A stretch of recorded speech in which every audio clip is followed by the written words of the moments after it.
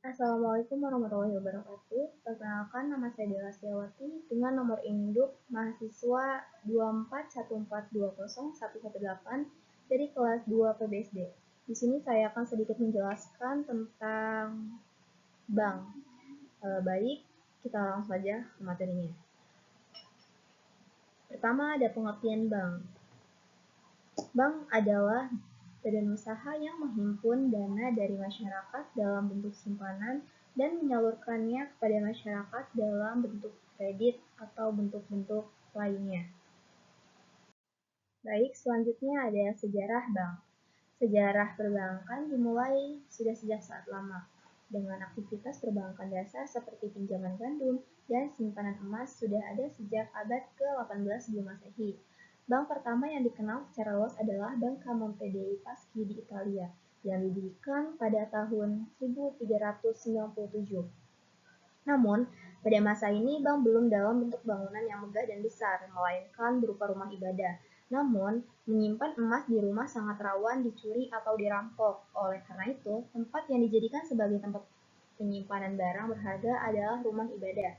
Selain itu, karena bangunannya kokoh, banyak orang yang datang ke rumah ibadah dengan tujuan mulia, yakni beribadah. Oleh sebab itu, sangat kecil kemungkinannya orang-orang akan mencuri di rumah ibadah.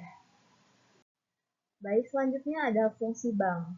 Fungsi utama perbankan Indonesia adalah sebagai penghimpun dan penyalur dana masyarakat. Nah, maksud dari penghimpun dana dari masyarakat di sini yaitu karena bank dipercaya oleh masyarakat sebagai tempat aman untuk menyimpan dana. Lalu, penyalur dana ke masyarakat yang dimaksud di sini ialah karena sebagian besar penyaluran dana kepada masyarakat terdiri dalam bentuk kredit untuk bank konvensional dan dalam bentuk pembiayaan untuk bank syariah. Pendapatan dari kegiatan ini merupakan pendapatan yang terbesar hampir di setiap bank. Selanjutnya ada di pelayanan masyarakat. Maksudnya di sini yaitu bank dapat memberikan beberapa fungsi pelayanan jasa kepada nasabah, seperti jasa pengiriman uang, yang biasa disebut dengan transfer, pemindahan buku, garansi bank, dan lain sebagainya. Bank juga dapat berfungsi sebagai lembaga perantara keuangan, yakni menjabatani kebutuhan-kebutuhan nasabah yang berbeda, di mana pada satu pihak nasabah memiliki dana dan pihak lain nasabah yang membutuhkan dana.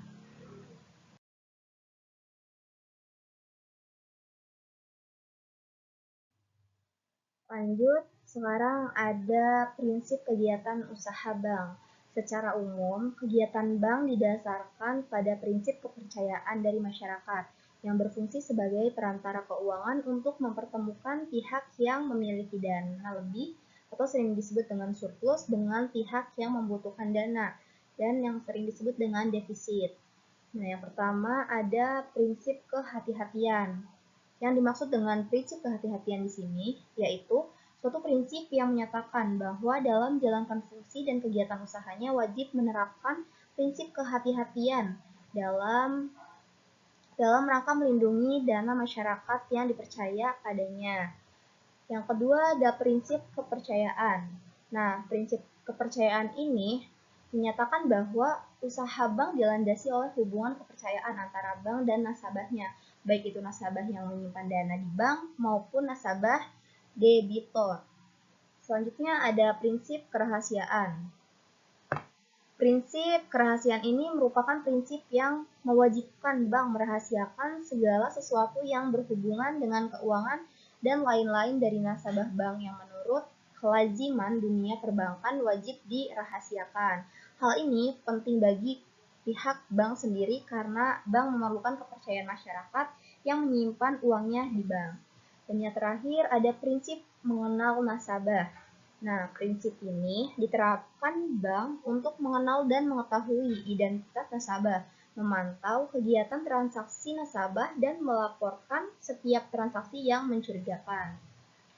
Hal ini bertujuan untuk meningkatkan peran lembaga keuangan dengan berbagai kebijakan dan dalam menunjang praktik lembaga keuangan, menghindari berbagai kemungkinan lembaga keuangan dijadikan ajang tindak kejahatan dan aktivitas ilegal yang dilakukan nasabah dan melindungi nama baik dan reputasi lembaga keuangan. Selanjutnya ada jenis-jenis bank. Pengelompokan atau klasifikasi bank berdasarkan karakteristik atau kriteria tertentu. Pengelompokan ini dilakukan untuk membedakan fungsi, kepemilikan, kegiatan usaha, atau prinsip operasional dari berbagai lembaga perbankan yang ada. Nah, jenis-jenis bank di sini yang pertama ada bank sentral.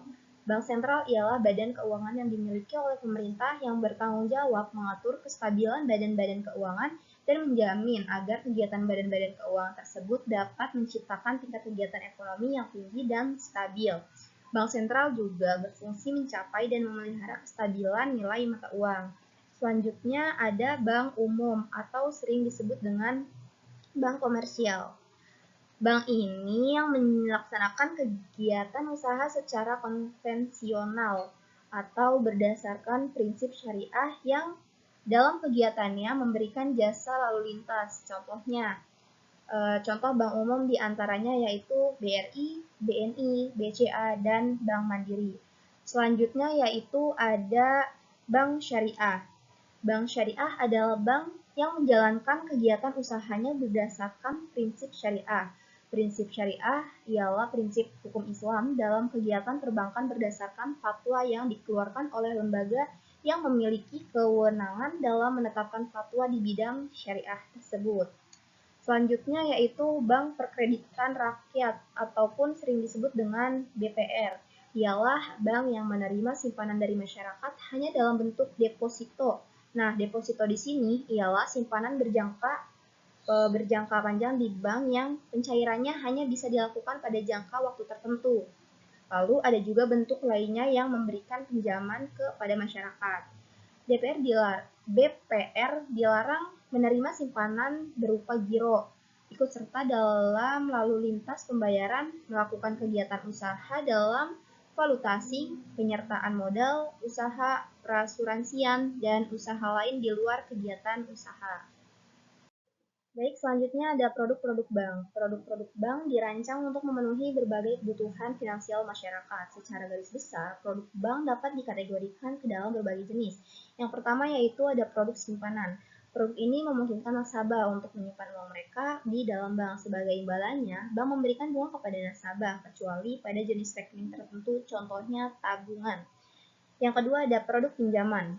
Produk ini memungkinkan nasabah untuk meminjam uang dari bank dengan kewajiban untuk mengembalikannya beserta bunga dalam jangka waktu tertentu. Contohnya ada di kartu kredit. Selanjutnya ada produk investasi, yaitu bank juga menawarkan berbagai produk investasi untuk membantu nasabah mengembangkan kekayaan mereka. Contohnya reksadana. Dan selanjutnya ada produk dan layanan pembayaran. Produk dan layanan ini memfasilitasi untuk transaksi pembayaran. Contohnya ada juga kartu kredit. Kita lanjut lagi ada di kelebihan dan kekurangan bank. Kelebihannya meliputi keamanan dana, kemudahan transaksi, dan potensi mendapatkan bunga atau bagi hasil. Dan kekurangannya yaitu meliputi biaya administrasi, suku bunga rendah, dan potensi inflasi yang menurunkan nilai tabungan. Baik, jadi tadi yang sudah dipaparkan dapatlah sebuah kesimpulan, yaitu bank ialah institusi keuangan yang kompleks dan krusial bagi perekonomian. Mereka menawarkan berbagai produk dan layanan yang memfasilitasi aktivitas ekonomi dan keuangan, namun juga menghadapi berbagai risiko yang perlu dikelola dengan baik. Pemahaman yang baik tentang fungsi, produk, keuntungan, dan kerugian bank penting bagi semua pihak yang berinteraksi dengan sistem keuangan. Baik, dirasa itu sudah cukup. Dari saya kurang lebihnya mohon maaf. Wabillahi taufiq wal hidayah. Wassalamualaikum warahmatullahi wabarakatuh.